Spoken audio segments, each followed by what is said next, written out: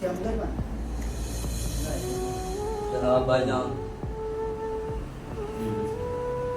पुछण वञणा है सजण बीमार हालात तंगन वजींदा कोई नहीं।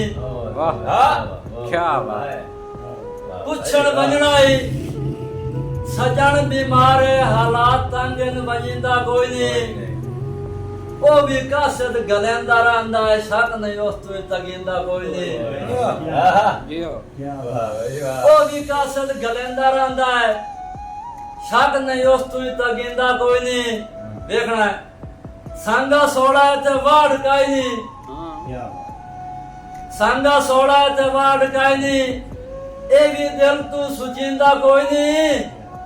कलील टाइम में मसरूफ तेरे सजन नु भाई के पुछींदा कोई नहीं। मेहरबानी। वाह भाई वाह, क्या ही बात है भाई, क्या ही बात।